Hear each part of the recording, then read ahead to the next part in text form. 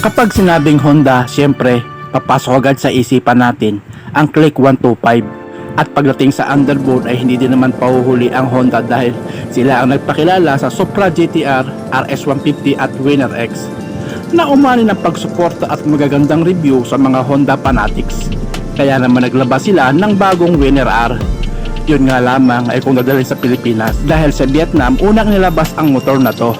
At yak, marami ang mag-aabang dahil sa forma at aggressive at design ng motor na to.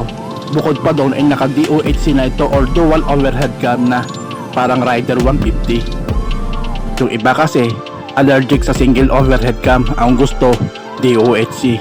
Pero tiyak marami ding buzzer pag inilabas ito sa Pilipinas, lalo na yung mga walang pambili. Pero magandang balita dahil nakapasal na sa LTO ang pagkaparehistro sa motor na to. Kaya may pag-asa talagang dalhin ito sa Pilipinas ngayong 2026. Kaya ngayon pa lang ay umpisahan nyo ng mag-ipon o magkasya na lang muna sa mga bashing. Heto at ating alamin ang specs ng motor na to. Ang makina ng motor na to ay pinalakas ng 149.2cc, 4-stroke, single cylinder, liquid cooled DOHC 4-valve 6-speed manual engine. At equipped na din ito ng assist in slipper clutch.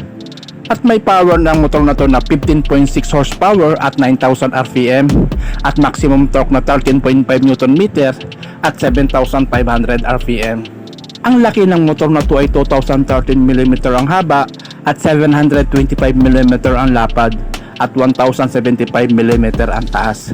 Ang wheelbase ng motor na to ay 1,277mm at ang taas ng upuan ay 795mm. Ang ground clearance ng motor na to ay 150mm at ang bigat ay 124 kg.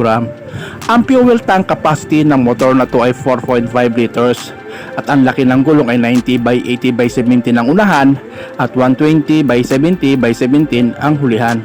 Ang preno ng motor na to ay hydraulic disc brake at ABS na ito mga paps. Ang ilaw ng motor na to ay fully LED na din mga paps, ang taillight at ang headlight. At equipped na din ng smart key system at USB charging port. Bali hanggang dito na lang mga paps ang maikling content ko at sana nagustuhan nyo. Paki-subscribe na lang din po, din hit the notification bell para updated ka po sa lahat ng video na aking ilalabas. Maraming salamat mga paps.